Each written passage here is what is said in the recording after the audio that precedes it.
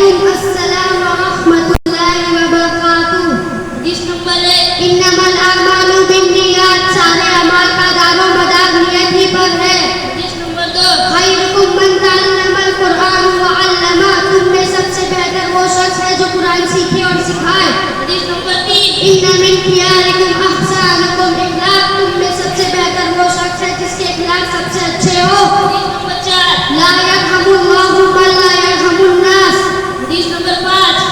المسلم اخو المسلم، مسلمان مسلمان کا بھائی ہے. حدیث نمبر 6. المؤمن مرآۃ المؤمن، ایمان والا ایمان والے کے لیے آئینہ ہے.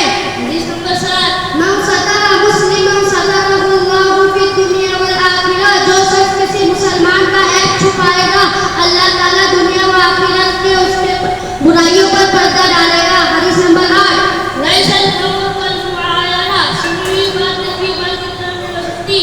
حدیث نمبر 9. من سمت النجاة وخاموس لاس ونجات پائی. حدیث نمبر 10.